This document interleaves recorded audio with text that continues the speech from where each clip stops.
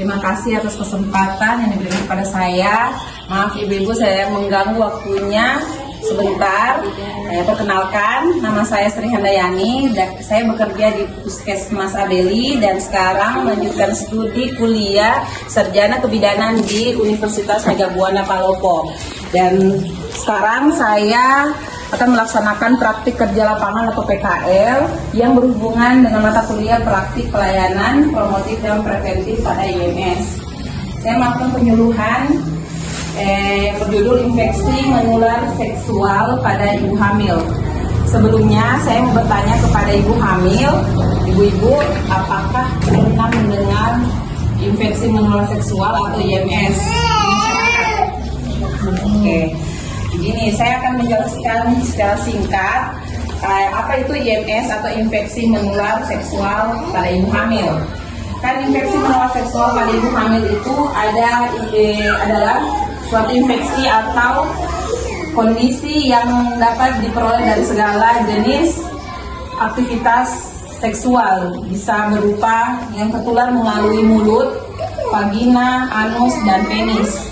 Adapun IMS atau infeksi menular seksual pada ibu hamil itu bisa menunjukkan gambaran klinis. Misalkan dia keputihan yang berlebihan dan berbau, ada bintik atau luka di bagian area kelamin. Dia ada juga seperti ruam pada kulit.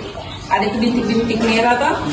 Pada ibu hamil itu biasa kalau memang ada banyak, walaupun ada sedikit tapi tetap kita pergi di pelayanan kesehatan lah. Lalu infeksi menular seksual itu ada banyak yang di masyarakat biasa yang kita tahu itu seperti HIV AIDS, sifilis dengan HB/HIV atau hepatitis B. Tapi bukan hanya 3 virus itu saja, ternyata itu ada banyak virus-virus yang bisa menimpa ibu hamil atau yang terkena, misalkan kan ibu hamil itu rentan terkena infeksi begitu atau infeksi menular seksual. Dia bisa juga ada virus gonore, ada juga chlamydia trachomatis dan bakterial vaginosis. Ada itu yang kita bisa dengar itu kalau misalkan ada suntik imunisasi HPV.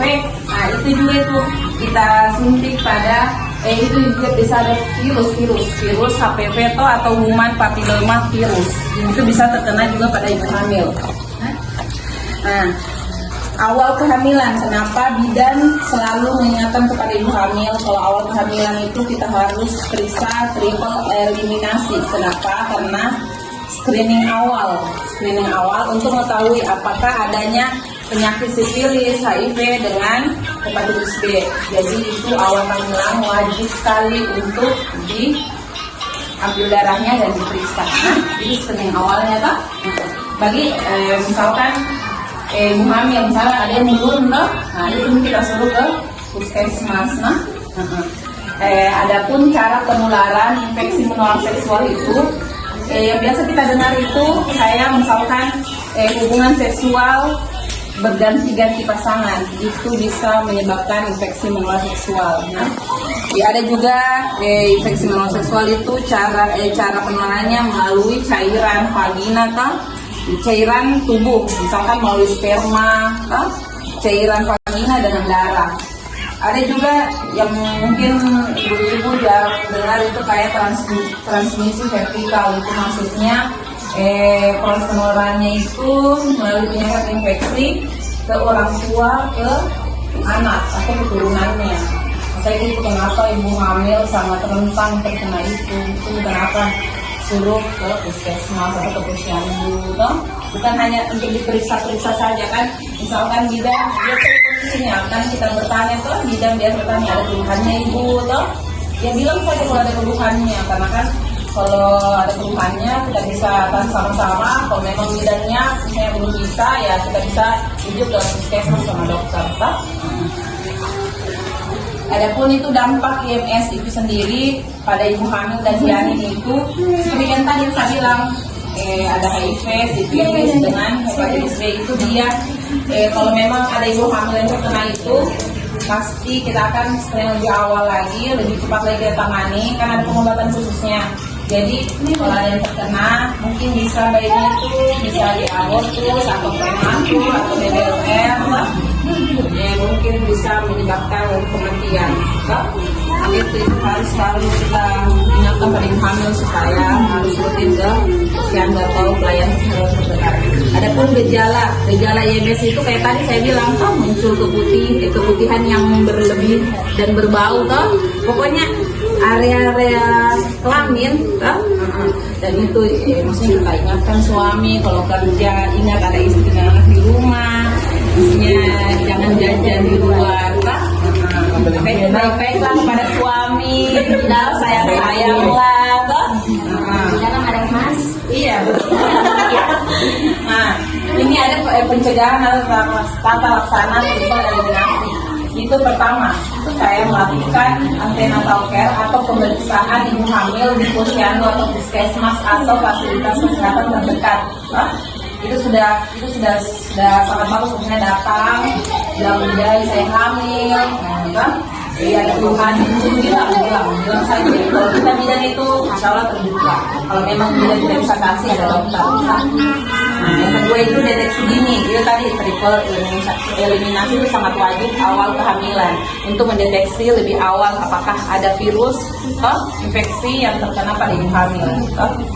Nah, apabila dia terkena, misalkan pas diperiksa darah ada misalkan terkena infeksi seperti sifilis, nah itu akan dilaporkan lagi ke misalkan ke dinas supaya ditanggulangi. Misalkan kalau yang terkena berarti ada pengobatannya. Nah, ada kiat-kiat yang diberikan kepada ibu hamil. Misalkan karena ada pengobatannya, nanti diobati sampai melahirkan, nanti bayinya juga akan dikasih Nah, kalau misalkan ibu hamil, misalkan mau berhubungan boleh, tapi kalau yang terkena infeksi berhubungan boleh, tetapi memakai kondom.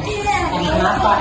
Kalau sudah tidak memakai kondom, jangan sampai terkena misalnya dari suami, dari istri, yang hamil, anak.